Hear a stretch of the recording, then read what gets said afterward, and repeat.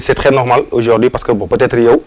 depuis yàgg na bi may interpeller tout le temps fu mu daje nga interpeller ma peut-être ci plume ni may bindee wala genre c'est quoi ma source d'inspiration wala truc quoi mais au fur et à mesure ñuy dem au fur et à mesure nit ñi commencé di intéressé wu exactement ci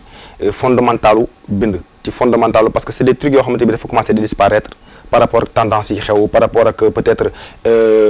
nu ma ko mën a tuddee xaw ma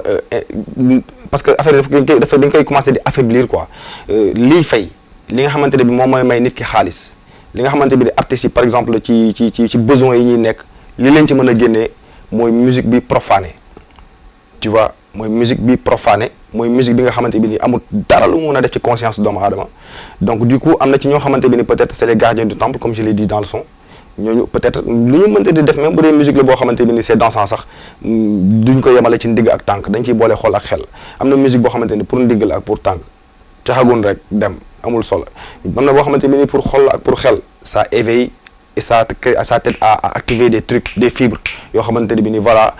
mosoo woon a yaakaar ne ci musique di nga ko ci jëlee quoi donc yenn textes yi yenn lyrics yi pourquoi j'insiste sur ça tout en sachant que du la gaaw a jox li ngay wut du la ko gaaw a jox tout le temps xam da nga koy xam mais en fait mooy li may wax rek dañ ma koy wax bras wàññil sa degré bi mbind ndax mu gën a mën a accessible je les ai déjà répondu que ni yàgg naa ko dégg mais fii ku nekk accessible man dama am ay cible selon sama rap selon sama musique selon sama ni may bindee y a un objectif y a bien défini et dafa laaj patience je le sais mais xam naa ne tôt ou tard incha allah objectif bi nga xamante ne bi moom moo taxoon ma koy def depuis de belle lurette te nangu ma ko bàyyi dinaa ci jot mais loolu la rek c'est tout simplement pour atteindre là où il faut atteindre en la personne muy sa conscience sa subconscience loolu dafa am solo quoi le triomphe de la conscience par rapport à ses propres interdites li la koy may mooy nga dégg loo xamante ni daf lay susciter dafay fëgg daf lay crier pour nga comprendre la à partir de là di nga mën a gëstu commencer ut ay recherche commencer wax mais pourquoi kii mën a wax lii te man aw ma dégg-dégg bi au moins nga mën a heurter sa bopp quoi savoir se faire violence pour mieux avancer ci lu bari quoi donc moo tax je préfère écrire de manière je dirais même pas codée parce que c'est pas codé li doy waar mooy pourquoi nit ñi sénégalais yi nit ñi bu ñu leen di làkk wolof léegi ñu dem ba mel ni ku déggul wolof est-ce que comprendre nga li may expliquer dafa am loo xamante ne bi du yoon tu peux pas être un sénégalais ñu wax ak yow loo xamante ne bi ni bu njëkk suñu maam yi dañ daan toog ci keppaar di wax di fooy ñun cax waaye dañu cax naa la nga ne tekki naa mën na la lii ak lii c'est pas des trucs yu du ay affaire kaw loolu dañ doon jàngal ay affaire la ñu doon bàyyi suñu xel yi nga mën a éveiller wu c'est comme la circoncision kenn jongalatul léegi booy ci 7 ans wala 8 ans wala 9 ans ñu daj dëgg xam luy lël xam luy truc pour bu ñu màggee ñu nekk ay góor tigi du ñu sol ay pain du ñu sol ay affaire yi nga xamante ne la dégradation yi parce que xamuñu luy góor yàlla yooyu noonu yëpp ay ci yu ma lay wax ne ci la bokk donc du coup am na fi maal bi toll benn puissance d'écriture boo xamante ne pour man ci monde bi ñu nekk war na mën a interpeller conscience doomu aadama yi pour ñu commencer di dellu si waat pour xam ne am na lu ñu bàyyi ginnaaw te foog ñu jëli waat ko pour mat ñoom sëkk li ñu war a doon et c'est très normal qu'on soit des incompris sociaux d'une part parce qu'on a compris l'essentiel donc ñun suñu mission mënul yomb am na ñoo xamante ne bi nii mën nañu ñun ñëpp ñoo bokk di téye micro mais bokkuñu objectif ci liñ ko téye quoi donc ku ci nekk am nga lu tax ngay rap am nga lu tax nga dugg ci mais am na ci ñoo xamante ni c'est pas des rappeurs c'est des missionnaires ils s'en fichent d'être célèbres ils s'en fichent moi personnellement je m'en fiche d'être célèbre xam ma ñàkk ma xam sama yoon nekku ci li ma intéressé sama message na jàll dugg am effet fi mu war a amee effet ci doomu aadama bi c'est tout ce qui m'importe donc pourquoi Black Queen ma ñëwaat foofu parce que c'est des parenthèses mooy aspect distraction bi nga xamante ni c'est une femme bu ñu boole ci biir mu tudd Black Queen ça parle ak peau noire bi et tout ce que tu vois là c'est le Wakanda quoi tu vois donc dafa am lu muy expliquer lu bari ci biir vidéo bi c'est l'aspect distraction bi nga xamante ne bi nii moom mooy buntu bi ñuy jaar toujours pour bàyyi la ngay consommer wu distraction jigéen ci la bokk distraction internet ci la bokk distraction télé bi film yi ay jëfu dof yi ñuy jox nii yëpp tu vois on peut bien les utiliser mais avec beaucoup d'intelligence il ne faut pas que ñoom ñu gën ñu intelligent quand je parle de ñoom peut-être internet yi dinañu wax ne mais kii kan la ñan lay waxal wala kan lay waxal il faut savoir que ne àdduna bi dafay dox dafa am baax am bon yàlla bien yàlla mal am nañu fi nekk ñoo xamante ni ils ne sont bokkuñu ci suñu gëm-gëm dunduñu lu ñuy dundee lijjanti wuñu li nga xamante ni ñun moom lañu gëm quoi exactement te dañu commencé dañu dugg Sénégal de manière mais extravagante. Donc peut-être en titre d'information man j'ai préféré njëkk a génne son boobu consommation alerte la ku dul nelaw guddi guddee ngi nelaw ci yow loolu laa njëkk a wax ku dul lekk jëw li ëpp solo ngi lay raw. Tu vois ce que je veux dire koo xamante ni yow boo yeewoo li ngay njëkk a def mooy taal sa connexion xool diw lan la sanab doo lekk jëw lan la sanab démb xooloon ak moom lan la ma war a gaaruwaale ci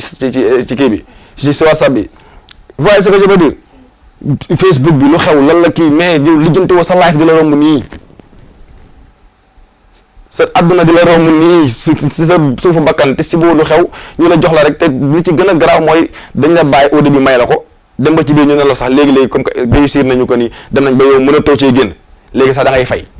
pour nga am ko nga jënd connexion tu vois ce que je veux dire voilà donc maintenant ce n'est même plus gratuit pour que tu sois le élément le disciple wala le truc maintenant tu payes même pour l'être et tu travailles pour eux. Justement par rapport à ça ñi nga xam ne dañ ci accro leen di wax parce que am na ñoo xam ne pour ñu mën a nekk il faut ñu snap il faut ñu WhatsApp il faut ñu paraître en fait. Mais parce que en même temps dépendant ci internet. parce qu'ils sont en fait ils sont vides nga si tu es vide tu es toujours à la quête de ce qui peut te remplir quoi de ce qui peut li nga xamante ne moo mën a fàtte vide boobu te malheureusement c'est les déchets que tu vas utiliser pour ay déchets les déchets yi ngay utiliser pour nga mën a sentir que ni vide boobu complémenté nga ko xam nga ko expliquer c'est-à-dire complété nga ko en fait les gens sont devenus vides leurs âmes seen ruu yi ñoo vide voyez donc dafa am loo xamante ne bi ni je pense que ni aujourd'hui su fekkee ni ñun en tant que hip-hopeur ak à la base li taxoon rap amoon doole ci àdduna yëpp rawatina bu Sénégal parce que yàggul dara je pense que ni tey jii par exemple bu ñu demee ba tey jii un rappeur di toog di def ay interviews yu mag avec des autorités du pays c'est à cause de Y'en a marre et Y'en a marre a été initié par des rappeurs avant Y'en a marre da nga daan toog benn député wala benn ministre wala benn chef de service wala truc ku déggoon ni rapport wala mbokk ak plateau du ñëw parce que amul woon respect ci ñun parce que amul ci benn dëkk booy dem mu am état di dooleel rap parce que xam nañ degré de résistance bu nekk ci hip hop comprendre nga ak puissance d'éveil bi mu mën a apporter et ñoom loolu mosu leen a arrangé depuis la nuit des temps mosu leen a arrangé donc du coup buñ la ciblé sax xam ne kii il est au-delà de franchement de la masse il est intelligent il est truc da ngay gis ñu commencé la jox ay affaires ci pet pour récupérer la ci ay détails ñun on l'a vécu dund nañ ko ak ñu bëri ñi may déglu ci ñoo xamante ne bokk na ñoon ci ay business dund nañu ko ñun li ñu intéressé dëggantaan franchement mooy li nga xamante ne bi nii du jeex ci fi muy jógee te du fees ci fi mu jëm li nga xamante ne du jeex ci fi muy jógee te du fees ci fi mu jëm loolu moo ñu intéressé te loolu mi ngi ci doomu aadama tey am na ñoo xamante ne seen objectif du lenn lu dul mënuñu ko rey mënuñu ko dindi mais dañ koy désactiver mën nañu ko désactiver ci yow les applications que vous avez sur seen ay portables yi là mais dañuy am ay applications yu ñuy sànni sa cerveau bu ñu demee ba mu installé wu ñoom pare nañ ci yow toi tu es acquis bu ñu ko bëggee activer rek dañuy activer mu activer wu donc du coup c'est à nous de bu ñu demee ba ñu mënatuñu rappeler nit ñi lan mooy vrai life lan mooy vrai sens de la vie et tout lan moo am importance c'est quoi l'essentiel pour man je pense qu'on a failli à notre mission honnêtement suñ ko mënatul on a failli à notre mission donc si aujourd'hui consommation génn na yàggul dara deful sax 10 jours je pense que ça en fait la vidéo a été nominée ci ak Musique Afrique ci les meilleurs titres du moment au Sénégal et donc mën naa wax ni d'une part je commence à gagner mon objectif honnêtement et je remercie aussi Odidi mi moo ko defal parce que aussi il a accepté de le faire avec moi et il a été à la hauteur aussi dans le son honnêtement parce que ñu bëri xamewuñu ko woon ci lancé boobu tu vois su fekkee ne ñëw nañ automatiquement et il a écrit à l'improviste il n'a même pas demul toog ba suba gi ba ginnaaw suba daa ñëw fekk may dugal rek ma ne ko acca mu ne acca dugg bind dugg donc da ngay xam ne voilà am na ñu fi nekk ñoo xamante bi ne comprendre nañ ñu mu demee quoi donc voilà loolu bokk na ci sunu raak consommation mooy nit ki na bàyyi xel ni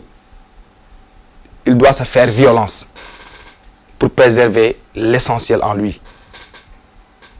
il faut savoir se faire violence adduna bi neex na trop li ñuy jox nii yëpp ces prodiges là c'est mooy illusion boobu mu may wax ci son bi ba tey c'est des illusions c'est l'oseille c'est l'argent c'est des illusions satellite c'est pour Satan tu vois truc yooyu noonu mais il n'est pas dit aussi que on doit leur laisser avec tu sais ñun on est mal organisé quand je parle de nous je parle en fait de l'humanité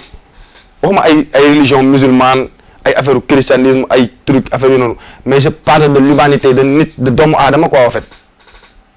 on est tous des fils d'Adam on est ñun ñëpp ay doomu aadama lañu on est tous des frères est-ce que comprendre nga donc ñoom par rapport ak seen système par rapport ak seen programme ils ont réussi beaucoup de paris juste parce qu'ils sont organisés il faut que ñun aussi ñu commencer di organiser wu parce que quoi qu'on puisse dire c'est pas nekkatul sujet tabou au Sénégal